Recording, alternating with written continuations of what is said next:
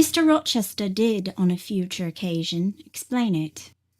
It was one afternoon when he chanced to meet me and Adele in the grounds, and while she played with Pilot and her shuttlecock, he asked me to walk up and down a long beech avenue within sight of her.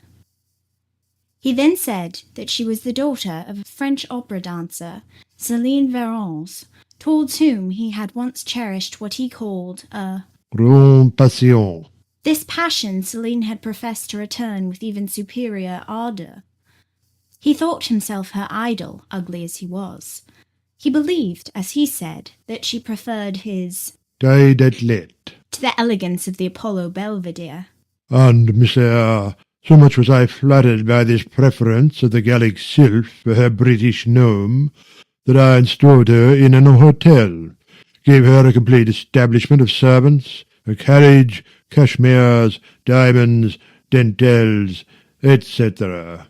In short, I began the process of ruining myself in the received style, like any other spoony. I had not, it seems, the originality to chalk out a new road to shame and destruction, but trod the old track with stupid exactness, not to deviate an inch from the beaten centre. I had, as I deserved to have, the fate of all other spoonies. Happening to call one evening when Céline did not expect me, I found her out. But it was a warm night, and I was tired with strolling to Paris, so I sat down in her boudoir, happy to breathe the air consecrated so lately by her presence. No, I exaggerate. I never thought there was any consecrating virtue about her. It was rather a sort of pastille perfume she had left, a scent of musk and amber, than an odour of sanctity. I was just beginning to stifle with the fumes of conservatory flowers and sprinkled essences, when I bethought myself to open the window and step out onto the balcony. It was moonlight and gaslight besides, and very still and serene. The balcony was furnished with a chair or two. I sat down and took out a cigar. I will take one now, if you will excuse me. Here ensued a pause, filled up by the producing and lighting of a cigar. Having placed it to his lips and breathed a trail of Havana incense on the freezing and sunless air, he went on. I liked bonbons too, in those days, Miss Eyre, and I was croquant. Overlook the barbarism, croquant. Chocolate comfits and smoking alternately, watching meantime the equipages that rode along the fashionable streets towards the neighbouring opera-house, when, in an elegant close carriage drawn by a beautiful pair of English horses, and distinctly seen in the brilliant city light, I recognized the voiture I had given Céline. She was returning. Of course, my heart thumped with impatience against the iron rails I leant upon. The carriage stopped, as I had expected, at the hotel door. My flame, that is the very word for an opera innamorata, alighted, though muffled in a cloak, an unnecessary encumbrance, by the by, on so warm a June evening. I knew her instantly by her little foot, seen peeping from the skirt of her dress as she skipped from the carriage step. Bending over the balcony, I was about to murmur "Mon ange," in a tone, of course, which would be audible to the ear of love alone, when a figure jumped from the carriage after her, cloaked also. But that was a spurred heel which had rung on the pavement, and that was a hatted head which now passed under the arch porte-cochere of the hotel. You never felt jealousy, did you, Miss Eyre? Of course not.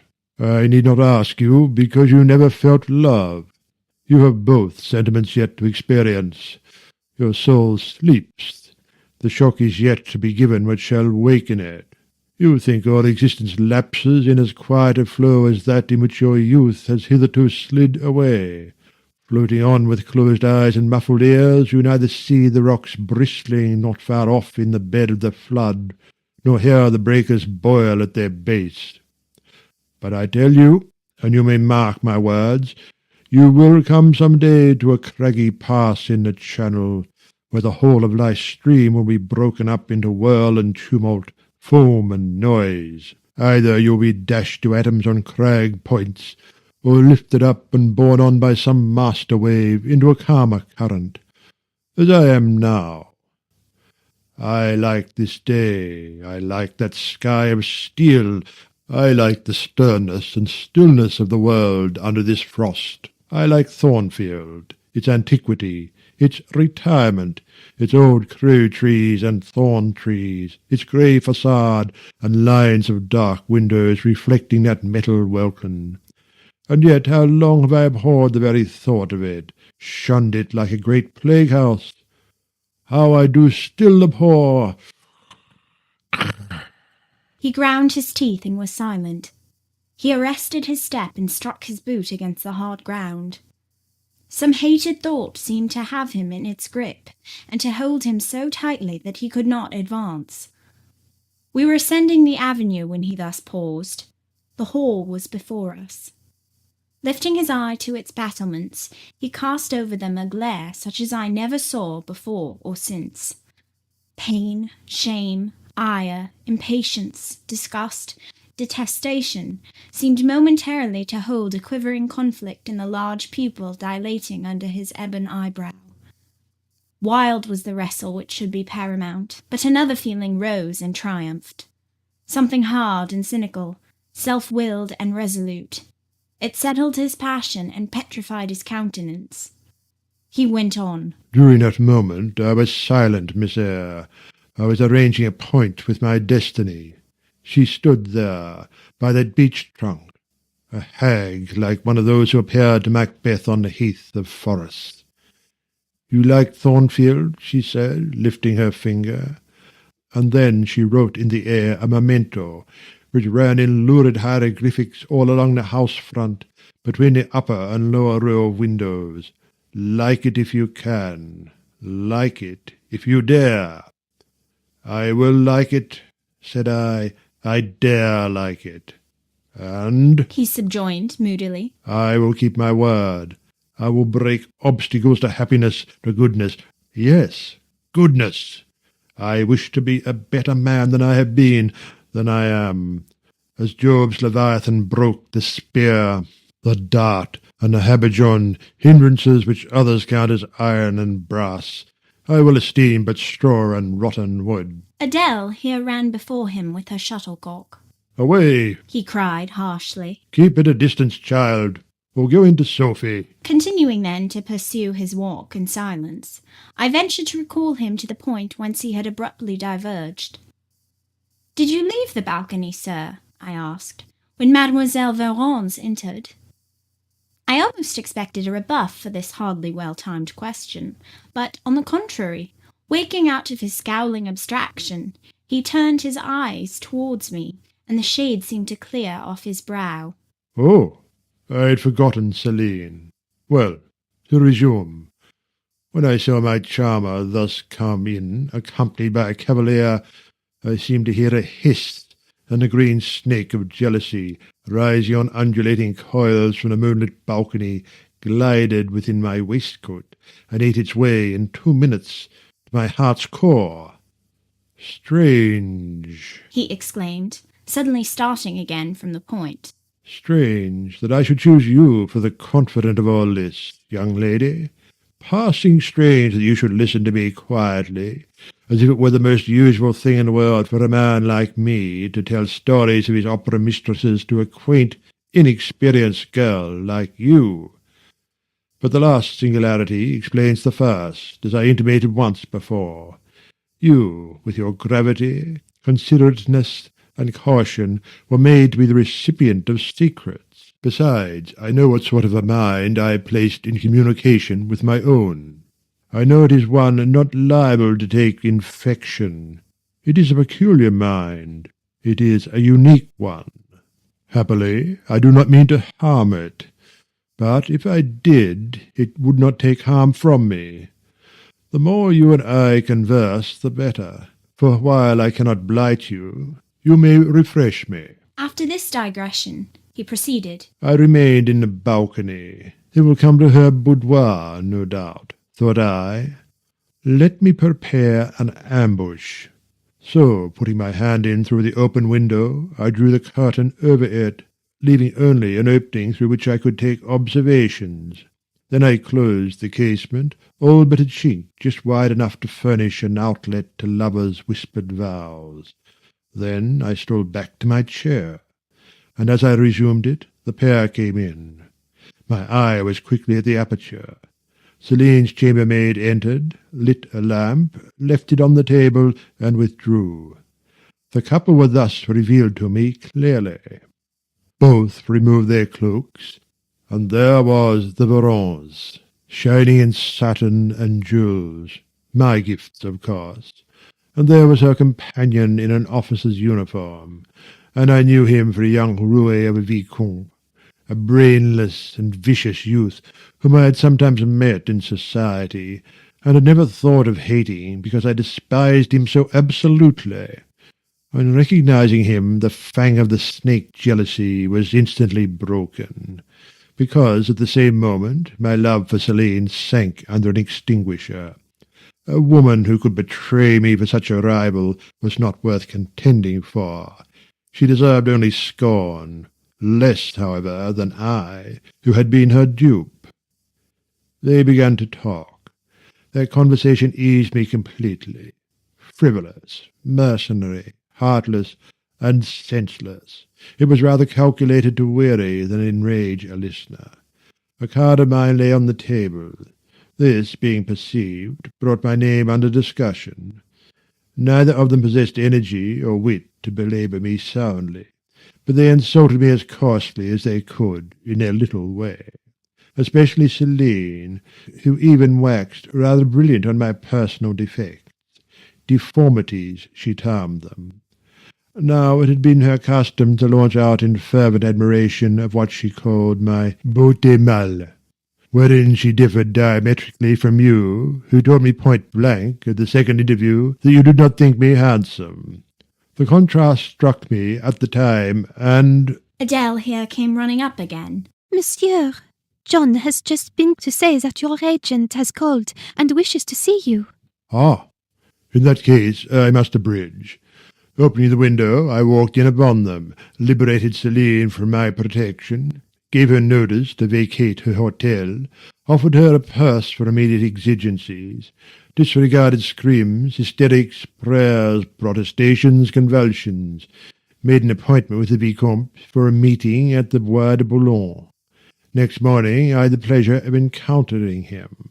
Left a bullet in one of his poor etiolated arms, feeble as the wing of a chicken in the pip, and then thought I had done with the whole crew. But unluckily the Varens, 6 months before, had given me this filette, Adele, who, she affirmed, was my daughter, and perhaps she may be, though I see no proofs of such grim paternity written in her countenance. Pilot is more like me than she. Some years after I had broken with the mother, she abandoned her child, and ran away to Italy with a musician or singer. I acknowledge no natural claim on Adele's part to be supported by me, nor do I now acknowledge any, for I am not her father. But hearing that she was quite destitute, I e'en took the poor thing out of the slime and mud of Paris, and transplanted it here, to grow up clean in the wholesome soil of an English country garden. Mrs. Fairfax found you to trade it. But now you know that it is the illegitimate offspring of a French opera girl, you will perhaps think differently of your post and protégé. You will be coming to me some day with notice that you have found another place, that you beg me to look out for a new governess, etc. Eh? No. Adele is not answerable for either her mother's faults or yours. I have a regard for her, and now that I know she is, in a sense, parentless, forsaken by her mother, and disowned by you, sir, I shall cling closer to her than before. How could I possibly prefer the spoilt pet of a wealthy family, who would hate her governess as a nuisance, to a lonely little orphan who leans towards her as a friend? Oh, that is the light in which you view it? Well, I must go in now, and you too. It darkens. But I stayed out a few minutes longer with Adele and Pilot, ran a race with her, and played a game of battledore and shuttlecock.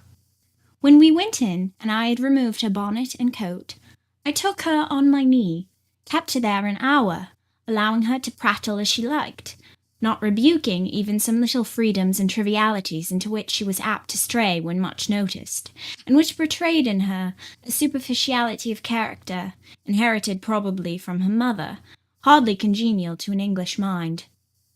Still, she had her merits, and I was disposed to appreciate all that was good in her to the utmost.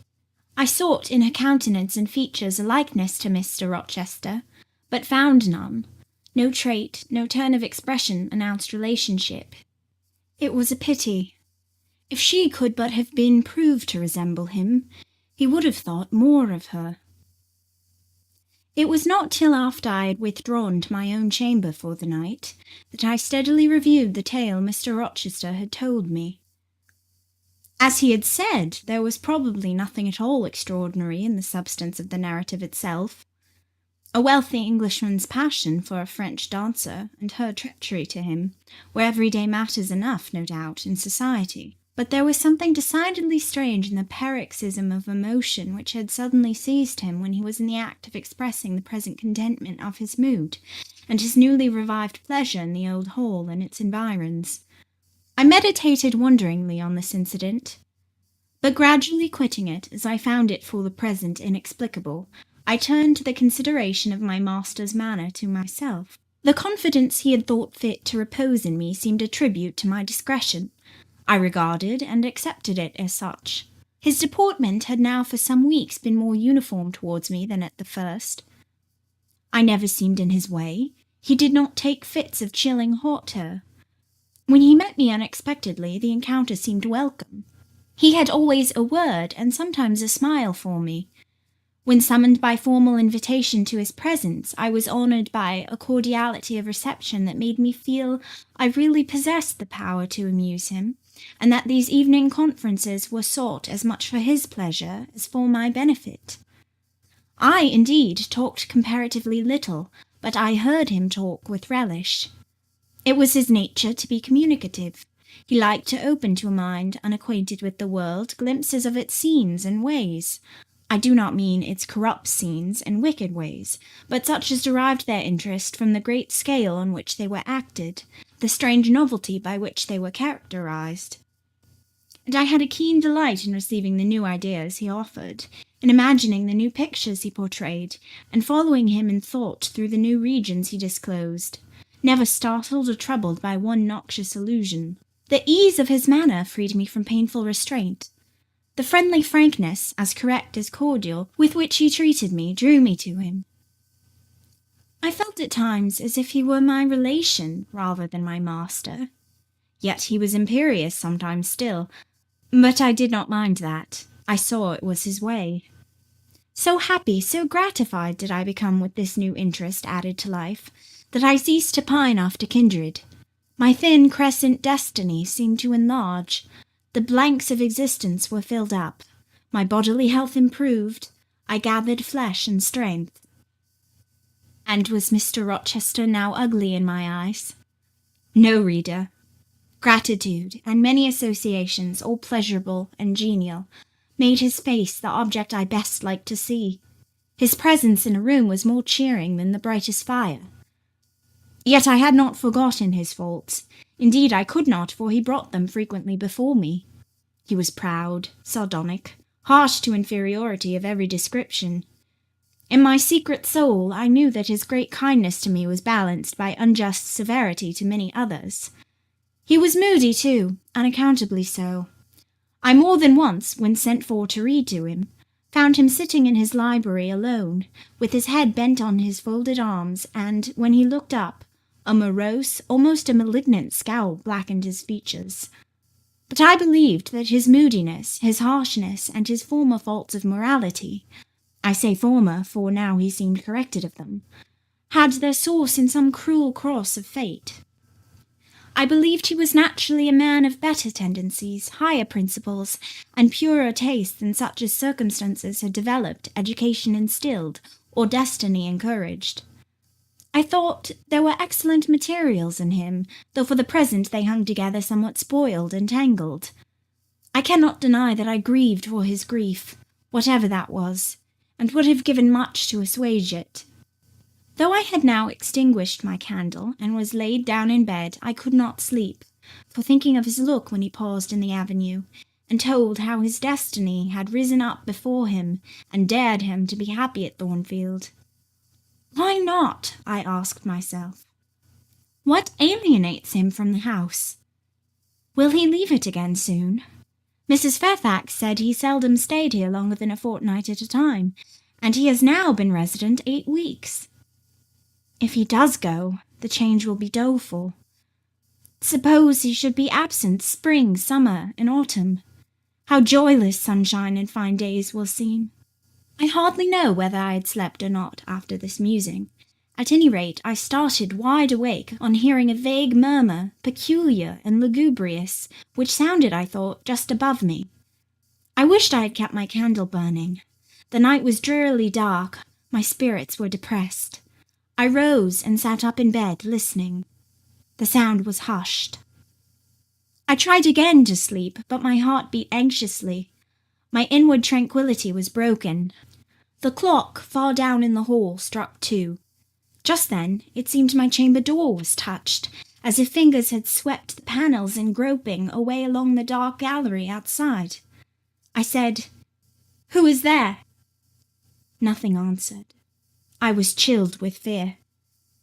All at once I remembered that it might be Pilot, who, when the kitchen door chanced to be left open, not unfrequently found his way up to the threshold of Mr. Rochester's chamber. I had seen him lying there myself in the mornings. The idea calmed me somewhat. I lay down. Silence composes the nerves, and as an unbroken hush now reigned again through the whole house, I began to feel the return of slumber. But it was not fated that I should sleep that night. A dream had scarcely approached my ear when it fled affrighted, scared by a marrow-freezing incident enough. This was a demonic laugh, low, suppressed, and deep, uttered, as it seemed, at the very keyhole of my chamber door.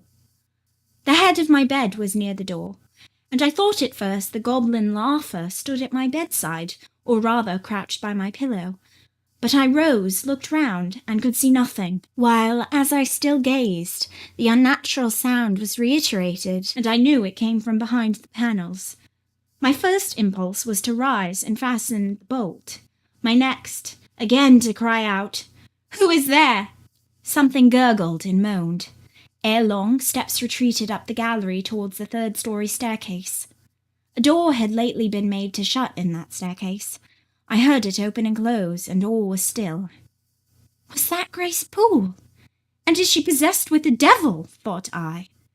Impossible now to remain longer by myself. I must go to Mrs. Fairfax. I hurried on my frock and a shawl. I withdrew the bolt and opened the door with a trembling hand. There was a candle burning just outside, and on the matting in the gallery. I was surprised at this circumstance, but still more was I amazed to perceive the air quite dim, as if filled with smoke, and while looking to the right hand and left to find whence these blue wreaths issued, I became further aware of a strong smell of burning. Something creaked. It was a door ajar, and that door was Mr. Rochester's, and the smoke rushed in a cloud from thence. I thought no more of Mrs. Fairfax. I thought no more of Grace Poole, or the laugh. In an instant I was within the chamber. Tongues of flame darted round the bed. The curtains were on fire. In the midst of blaze and vapour, Mr. Rochester lay stretched, motionless, in deep sleep. "Wake! Wake!" I cried. I shook him, but he only murmured and turned. The smoke had stupefied him. Not a moment could be lost. The very sheets were kindling. I rushed to his basin and ewer. Fortunately, one was wide and the other deep, and both were filled with water.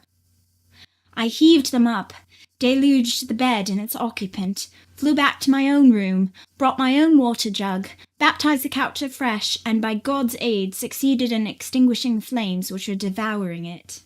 The hiss of the quenched element, the breakage of a pitcher which I flung from my hand when I had emptied it, and above all the splash of the shower bath I liberally bestowed, roused Mr. Rochester at last. Though it was now dark, I knew he was awake, because I heard him fulminating strange anathemas at finding himself lying in a pool of water. Is there a flood? he cried. No, sir, I answered. But there has been a fire. Get up, do. You are quenched now. I will fetch you a candle. The name of all the elves in Christendom. Is that jade Eyre? He demanded. What have you done with me, witch, sorceress? Who is in the room besides you? Have you plotted to drown me? I will fetch you a candle, sir, and in heaven's name get up. Somebody has plotted something. You cannot too soon find out who and what it is. There, I am up now. But at your peril you fetch a candle yet. Wait 2 minutes till I get into some dry garments, if any dry they be. Yes, here is my dressing gown. Now, run. I did run. I brought the candle which still remained in the gallery. He took it from my hand, held it up and surveyed the bed, all blackened and scorched, the sheets drenched, the carpet round swimming in water. What is it? And who did it? He asked. I briefly related to him what had transpired, the strange laugh I had heard in the gallery, the step ascending to the 3rd story, the smoke, the smell of fire which had conducted me to his room, in what state I had found matters there, and how I had deluged him with all the water I could lay hands on. He listened very gravely. His face, as I went on, expressed more concern than astonishment. He did not immediately speak when I had concluded. "Shall I call Mrs. Fairfax?" I asked. Mrs. Fairfax? No. What the deuce would you call her for? What can she do? Let her sleep unmolested. Then I will fetch Leah, and wake John and his wife. Not at all. Just be still. You have a shawl on. If you are not warm enough, you may take my cloak yonder, wrap it about you, and sit down in the armchair. There, I will put it on. Now place your feet on the stool, to keep them out of the wet. I am going to leave you a few minutes. I shall take the candle. Remain where you are till I return. Be as still as a mouse. I must pay a visit to the 2nd story. Don't move, remember, or call anyone. He went. I watched the light withdraw. He passed up the gallery very softly, unclosed the staircase door with as little noise as possible, shut it after him, and the last ray vanished. I was left in total darkness. I listened for some noise, but heard nothing. A very long time elapsed. I grew weary. It was cold, in spite of the cloak, and then I did not see the use of staying, as I was not to rouse the house. I was on the point of risking Mr. Rochester's displeasure by disobeying his orders, when the light once more gleamed dimly on the gallery wall, and I heard his unshod feet tread the matting. I hope it is he, thought I, and not something worse. He re-entered, pale and very gloomy. I have found it all out, said he, setting his candle down on the washstand. It is as I thought. How, sir? He made no reply, but stood with his arms folded, looking on the ground. At the end of a few minutes he inquired in rather a peculiar tone. I forget whether you said you saw anything when you opened your chamber door. No, sir, only the candlestick on the ground. But you heard an odd laugh? You have heard that laugh before, I should think, or something like it. Yes, sir. There is a woman who sews here called Grace Poole. She laughs in that way. She is a singular person. Just so. Grace Poole. You have guessed it. She is, as you say, singular. Very. Well, I shall reflect on the subject. Meantime, I am glad that you are the only person, besides myself, acquainted with the precise details of tonight's incident. You are no talking fool. Say nothing about it. I will account for this state of affairs. Pointing to the bed. But now, return to your own room. I shall do very well on the sofa in the library for the rest of the night. It is near 4. In 2 hours the servants will be up. Good night, then, sir, said I, departing. He seemed surprised, very inconsistently so, as he had just told me to go. What? He exclaimed. Are you quitting me already, and in that way? You said I might go, sir. But not without taking leave, not without a word or two of acknowledgment and goodwill, not, in short, in that brief, dry fashion. Why, you have saved my life, snatched me from a horrible and excruciating death, and you walked past me as if we were mutual strangers. At least shake hands. He held out his hand. I gave him mine. He took it first in one, then in both his own. You have saved my life. I have a pleasure in owning you so immense a debt. I cannot say more. Nothing else that has being would have been tolerable to me in the character of creditor for such an obligation. But you, it is different. I feel your benefits no burden, Jane. He paused, gazed at me. Words almost visible trembled on his lips, but his voice was checked. Good night again, sir.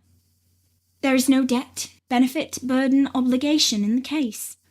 I knew, He continued. you would do me good in some way at some time. I saw it in your eyes when I first beheld you.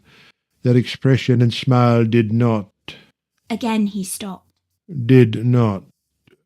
He proceeded hastily. Strike delight to my very inmost heart, so for nothing.